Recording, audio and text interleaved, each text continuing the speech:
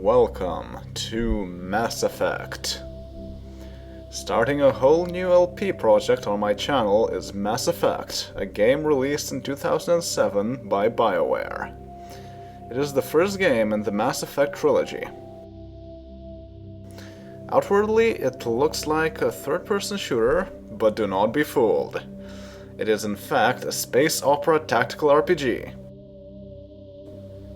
The meat and potatoes of the game, and what the majority of the game's time is spent on, is not the action, but in fact the dialogue. Plot and immersion in the universe is paramount in this game. As such, I will have a strict no-spoiler policy in the comments. Any comments that include spoilers for events later than what happens in the video itself will be deleted without warning. If you must talk about spoilers, either say it in a way that others would not get spoiled by it, or use RAW 13 or base 64 encodings to mask your message. This playthrough will not be blind, quite the opposite. I've played this game 3 times already, and every time I discover something new about it. Mass Effect is my favorite game of all that I have played so far. And if you stick with me throughout the series, hopefully you too will see why. I will attempt a 100% run. That involves collecting and reading all the codex entries as well. While this is a new project for my channel, nevertheless it comes with a sort of continuity. This project will replace the Unreal series side, because I view this game as a spiritual successor to Unreal 2: The Awakening. 5 years earlier, the developers of Unreal 2 had pretty much the same goals as Bioware did when creating Mass Effect, and both universes share a lot of common elements. This is why, throughout the game, I will be role-playing as John Dalton from Unreal 2. If you recall Dalton's personality, this means that this will be a Paragade run. For people new to the Mass Effect franchise and those who have not read the prequel novel to this game, Mass Effect Revelation, I will now go over some of the plot points in it, because it establishes some very important characters and background information. I do highly suggest you read the novel, it's really good, or at least read the summary on the Mass Effect wiki. But, as an introduction to the universe, I made a short summary of my own. If you don't want to be at all spoiled about the contents of the novel, or you already know about it, then feel free to skip to the character creation part. For the rest, let's start by going over a brief history of the Mass Effect universe up to the beginning of the game. In the middle of the 22nd century, during an expedition to Mars, humans discover ruins built by an ancient race dubbed the Protheans. The ruins include technology more advanced than those of humans. They learn to use Mass Effect field technology that allows manipulating the mass of objects and enables faster-than-light travel. That allows humans to start rapid colonization. They build a colony on the Earth's moon and on Mars, several extraterrestrial space stations, and start exploring the Sol sector. Earth states unify to form a new Earth government, here called the Systems Alliance, with its own military based on the Marines, and using naval ranks, like in Star Trek, because clearly space is an ocean. Another thing humans find in the Prothean information files is the fact that Charon is not a moon of Pluto at all, but rather a device, a mass relay, equivalent to the gem gates of the Unreal universe. Mass relays catapult ships across the galaxy to places too far away even for faster-than-light spaceships. As such, there is no way to get telemetry from the other side of a mass relay. The destination is just too far away. The first jump through the Charon relay was done by a team of Alliance volunteers, led by John Grissom. The team jumped forward and then back, reporting that all was clear on the other side. Grissom was hailed as a hero for his bravery. Humans started colonizing the space at the other side of the Charon relay. They established Arcturus Station, the new seat of the Systems Alliance government. Further out, they established a colony named Shanxi. It was the golden age for humanity, but it soon came to an end when Shanxi was attacked by aliens. The aliens were not Prothean, but rather Turian. It turns out that humans' rapid expansion encroached on the space of the Turian hierarchy. The Turians thought they were being attacked by hostile aliens and tried to drive the humans out of their space. Humans assumed likewise, and the First Contact War began. Thankfully for humans, the Citadel Council, the galactic seat of government for all the known alien races, interfered and told everyone to knock it off. The First Contact War ended with just over 1,000 casualties and was settled diplomatically. Humans were forced off Shanxi, but they received a monetary compensation for it. Humans were invited to the Citadel as well, and thus they became allies with the Turians, as well as other alien species such as the Asari and Salarians. The achievements of humanity were unprecedented, even among alien species. Humans managed to achieve in years what other species tried to do in centuries. That made other species somewhat wary and jealous of humans, even though humans still had a lot to learn to catch up to the rest. In Mass Effect Revelation, two characters are introduced as having fought in the First Contact War. One is the book's protagonist, Lieutenant David Anderson, a young and skilled tactician in the Systems Alliance Marines. The other one is Saren Arterius, a cunning and efficient Turian in the Turian hierarchy military. Saren lost his brother in the war, and that made him ruthless and specious? Bigoted? Anyway, he didn't like humans much after the war. But he did not lose his ability to get the job done, and was promoted by the Citadel Council to a Spectre, a special operative that answers only to the Citadel Council and has authorization to ignore pretty much all laws in order to keep order and peace in the galaxy. The book focuses on Lieutenant Anderson's mission to investigate an attack on a secret Systems Alliance research base on Sidon, which was working on illegal AI research involving a mysterious and prized alien artifact. Sounds familiar? That's pretty much the same as John Dalton investigating Axon Research Corporation's facilities on Helen Janus, working on the artifacts in Unreal 2. Anyway, Anderson meets the sole survivor of the attack, Kaylee Sanders, and tries to figure out who was behind the attack while having to protect her from harm. By chance, Saren goes on the very same case as Anderson, but for different reasons and using his own methods.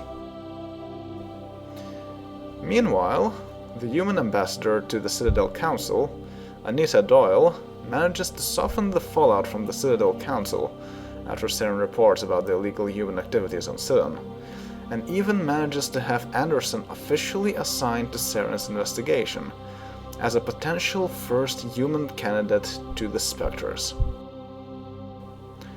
Saren and Anderson are not very happy to work together, but they do track it all down to the Blue Suns, a mercenary gang that owns various enterprises, such as Element Zero mining. Anyone reminded of the Lianri Mining Corporation and the Lianri Angels? Anyway, the mission is generally a success. Anderson manages to save Sanders, and Saren manages to find and kill the culprits. But not before he learns about the artifact himself, which he then proceeds to investigate. We will meet David Anderson, Saren Arterius, and Kaylee Sanders in the games ourselves. Unfortunately, we will not meet Anita Doyle, who was an absolutely amazing ambassador. In the games, we'll be stuck with Ambassador Udina, who instead is relatively incompetent. Another character that we will meet shortly is the Turian Nihilus Crick, Saren's pupil who eventually became a Spectre himself. Unlike Saren, Nihilus does not carry a grudge against humanity. In fact, Nihilus is surprisingly similar to John Dalton, in that he wades in with both fists and does what he thinks is right, and screw the rules, which resulted in Nihilus getting into a lot of trouble with military brass. One time, Nihilus single-handedly routed an entire enemy patrol and saved his squad from ambush, but was berated for his reckless attitude and ignoring orders. Becoming a Spectre liberated Nihilus from such problems, allowing him to serve the role of the galaxy's peacekeeper better. As such, Nihilus is like a role model for John Dalton. So that's it for the short introduction to the Mass Effect universe and the plot up to the beginning of the first game in the series. Do read Mass Effect Revelation to learn more details. And now, let's go and start the game itself. Start new career. Let's go. Welcome to Alliance Military Database. Classified information requested. Connect to database. Establishing secure connection. Secure connection confirmed. Profile reconstruction. Due to your covert N7 status, ID records are incomplete. Please confirm identity from the records below or register manually. Right, so basically... Alliance Marine. Heck yeah. We can create... Wait, what? Oh. Huh. That's interesting. Well, basically, the save games that I have here have been imported from the last time that I actually played this game. So it allows me to select my previous character so I could have something like a New Game Plus. I can also select the default character, but of course I'm going to enter things manually, create a new character. And we have quick start profiles, not very interesting. I'm of course going to go with custom mail. Please log in to access your profile. Another interesting fact. John is the default name. So I could just leave it like that, but fortunately I cannot fit Dalton, so he will be known as John D. Shepard.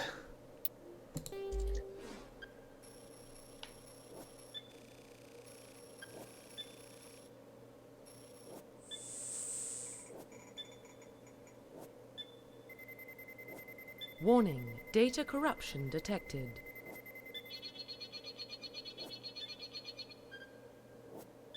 Please reconstruct profile. Well, that's an excuse to create a custom profile. Confirm pre-service history. Alright, pre-service history. This is interesting. Essentially, we have 3 different background histories that we can choose for our character. So let's go from bottom to up. Earthborn. You are an orphan raised on the streets of the great megatropolises covering Earth. You escaped the life of petty crime and underworld gangs by enlisting with the Alliance military when you turned 18. Colonist. You were born and raised on Mindwar, a small border colony in the Atkan Traverse. When you were 16, slavers raided Mindwar, slaughtering your family and friends. You were saved by a passing Alliance patrol, and you enlisted with the military a few years later. Or Spacer. Both of your parents were in the Alliance military. Your childhood was spent on ships and stations as they transferred from posting to posting, never staying in one location for more than a few years. Following in your parents' footsteps, you enlisted at the age of 18. So which one of these would fit Dalton better? Clearly not Earthborn. We did not hear anything about orphans. I don't think Collins really fits either. We never heard Dalton speak about anyone slaughtering his family and such, so I'm thinking that Spacer fits him the best. Although this is not very definite. But Spacer it is. Confirm psychological profile. And psychological profile also is related to the backstory, but this time we have a nicer selection to apply here. So first we have Ruthless. Throughout your military career you have held fast to one basic rule: get the job done. You've been called cold, calculating, and brutal. Your reputation for ruthless efficiency makes your fellow soldiers wary of you.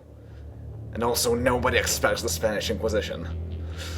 Also, but when failure is not an option, the military always goes to you first. Not very fitting for Dalton. War hero. Early in your military career, you found yourself facing an overwhelming enemy force. You risk your own life to save your fellow soldiers and defeat the enemy despite the impossible odds. Your bravery and heroism have earned you medals and recognition from the Alliance fleet.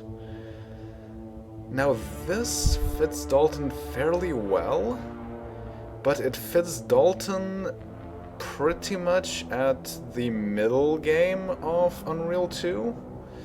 And we have finished Unreal 2, so...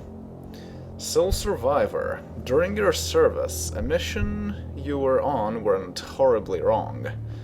Trapped in an extreme survival situation, you had to overcome physical torments and psychological stresses that would have broken most people. You survived while all those around you fell, and now you alone are left to tell the tale.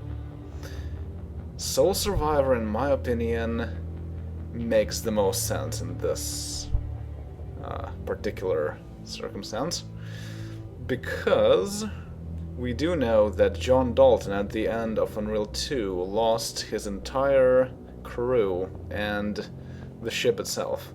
So this is actually very fitting, so I'll choose that. Confirm military specialization.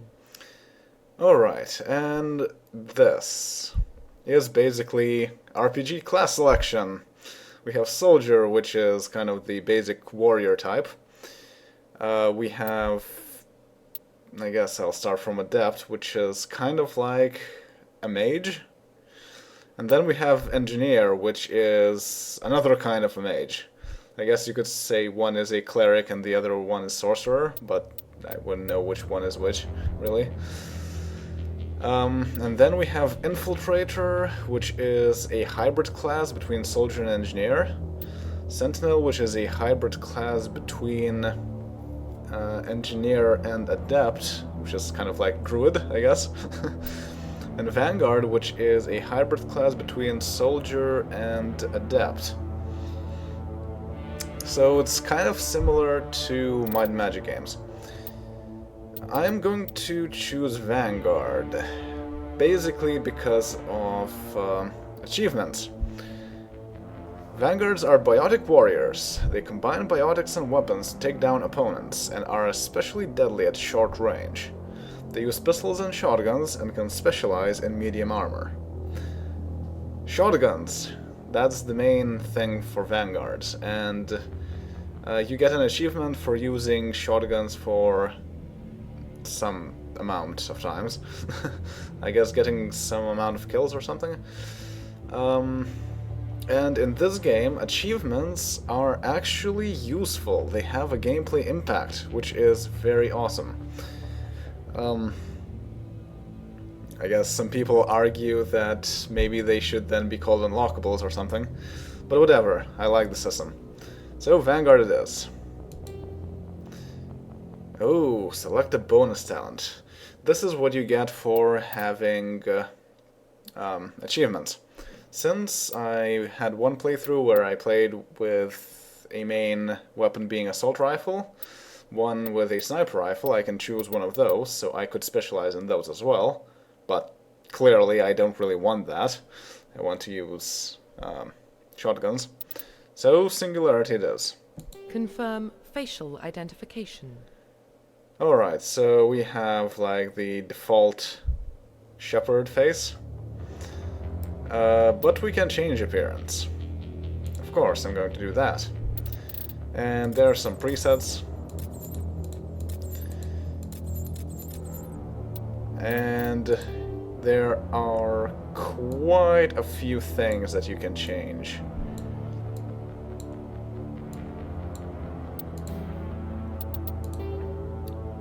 Eyes, head features, ears, jaw, mouth, nose, and hair. That is a lot of options, and all of these are sliders, so you can change not just one setting to on or off, but it has multiple options. So yeah, I want to recreate the appearance of John Dalton from Unreal 2, but that will obviously take a while. So I will pause here, and I will be back with something that best resembles John Dalton. So see you all then. Alright, here we go. I got as close to Dalton as I could with these settings. I suppose it turned out okay. So let's finalize. Profile reconstruction complete. Profile summary. Yeah, apparently it deleted the D. No middle name, apparently. Oh well, oh well. Spacer, Salt Survivor, Vanguard with the Singularity talent. Good. And yes, confirm. Identification confirmed. Combat difficulty. As in Unreal 2, I'm going to start with the highest difficulty, and when I see that things are starting to get unreasonable, I'm just going to lower it. Auto level off is off, target assist is low, there's no none option, unfortunately. Squad power usage active, yes, yes, yes, good. Let's go.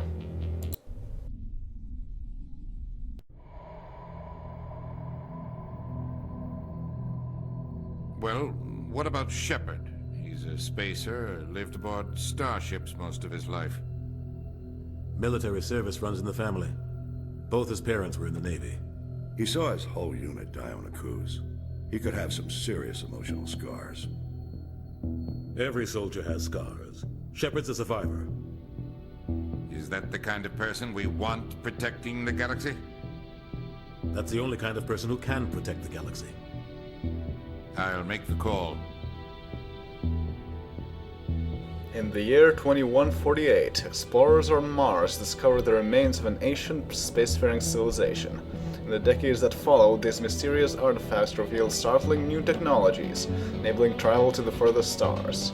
The basis for this incredible technology was a force that controlled the very fabric of space and time. Mass Effect.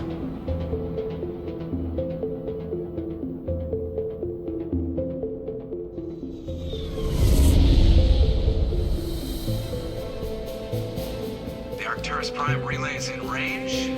Initiating transmission sequence. Commander.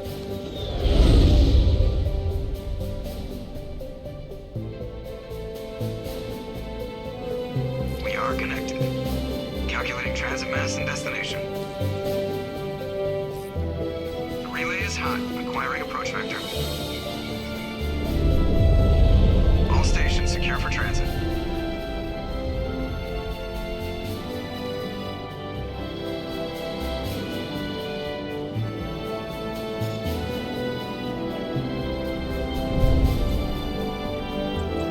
Green. Approach run has begun.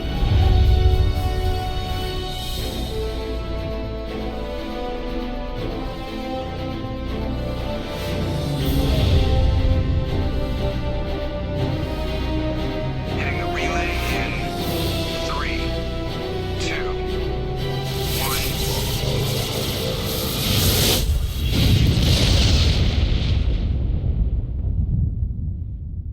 Thrusters, check. Navigation, check. Internal emissions sync engaged. All systems online. Drift, just under 1500K. 1500 is good. Your captain will be pleased. I hate that guy. Nihilus gave you a compliment. So you hate him.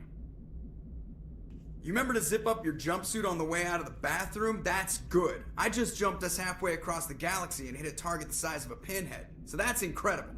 Besides, Spectres are trouble. I don't like having them on board. Call me paranoid. You're paranoid. The Council helped fund this project. They have a right to send someone to keep an eye on their investment. Yeah, that is the official story. But only an idiot believes the official story. Alright, so our first choice in the game. So basically, how this works is that you select one of the 6 options, or less. The top one usually is the positive, encouraging option. The bottom one is the sarcastic or jerk option. And the middle one is like a neutral option, which most of the time just means not answering anything at all.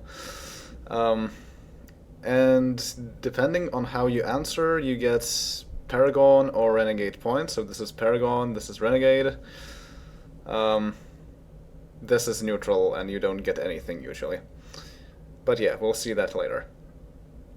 So, as I said, I will be role-playing as John Dalton, so I want to think about what his answer would be in this situation. And since I said that Nihilus is basically his role model, so I think the only good response here is you're overreacting. You always expect the worst. Well, bad feelings are an occupational hazard. But we don't go anywhere unless there's a good reason, so what are we doing here? Joker, status report. Just cleared the mass relay, Captain. Stealth systems engaged. Everything looks solid. Good. Find a comm buoy and link us into the network. I want mission reports relayed back to Alliance Brass before we reach Eden Prime. Aye, aye, Captain. Better brace yourself, sir. I think Nihilus is headed your way. He's already here, Lieutenant. Tell Commander Shepard to meet me in the comm room for a debriefing. You get that, Commander?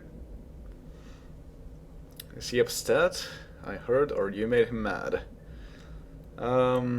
Is he upset? He sounds angry. Something must have gone wrong with the mission. Captain always sounds like that when he's talking to me. Can't possibly imagine why. Alright, so now we got control. The captain's waiting for you in the comm room, Commander. You probably don't want to keep the captain waiting, Commander. I'm sure I can keep him waiting. As long as I want. Because obviously, the game progresses. He's a Spectre. They're always on a mission. We're getting dragged right along with him. Relax, Presley. You're gonna give yourself an ulcer. The game progresses at the speed of plot, obviously. So we also have the mission computer, where we can save, load, and so on. Better save. So that I don't have to redo the whole create the profile again. We have equipment. I'll go over the things when we actually have equipment to go over. We have our stats. So here you can see that this is an RPG. And we also got Singularity because of an achievement that I had from previous runs.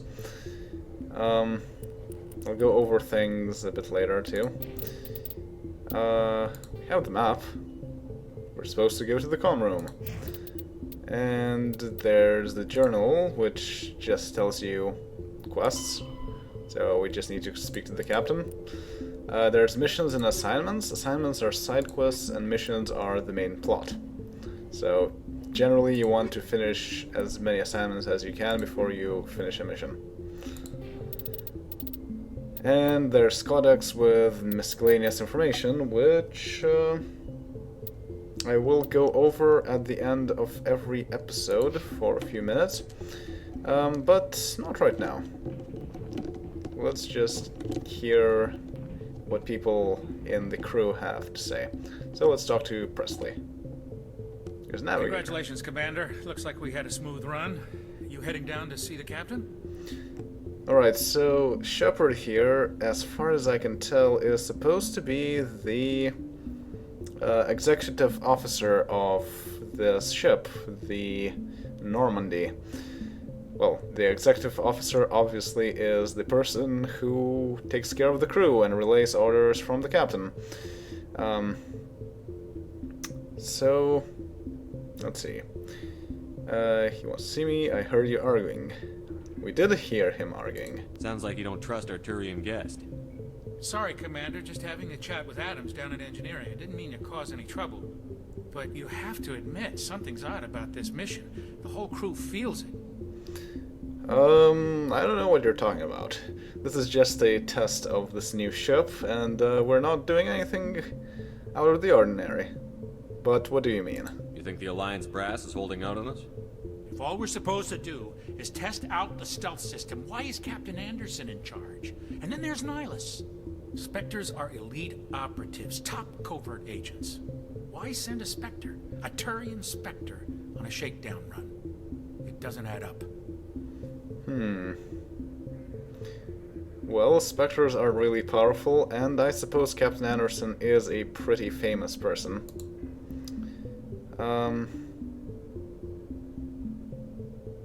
Do you have a problem with the captain? No, sir. But I can't figure out what he's doing here. Captain Anderson is one of the most decorated Special Forces officers in the service. If he melted down all his medals, he could make a life-size statue of himself. You don't send a soldier like that on a do-nothing mission. He's treating this shakedown run too seriously. Something big is going on. I wouldn't really agree. I mean, it's his ship, so... we need to test it somehow. What do you know about the stealth systems? I just know it masks our location from scans and sensors. Cutting-edge technology. The Normandy's the only ship with this prototype drive. But why are we fully staffed? A skeleton crew would be cheaper. Less chance of security leaks, too. Plus, there's Nihilus. It's pretty obvious this shakedown run is just a cover. A cover? For what? Damned if I know, Commander. We're out here on false pretenses. I'm not a fan of being left in the dark. Well, the stealth systems are nice. I mean, this is a prototype ship. I'm sure it's going to be useful for some things in the future. You don't trust Nihilus? I don't like Turians in general. It runs in my family. My grandfather fought in the First Contact War. Lost a lot of friends when the Turians hit us. That was a long time ago. That was 30 years ago. You can't blame Nihilus for that. No, I guess not. But it still makes me nervous to have a Spectre on board. Especially a Turian. We're an Alliance vessel, human military, but Nihilus doesn't answer to the captain like the rest of us.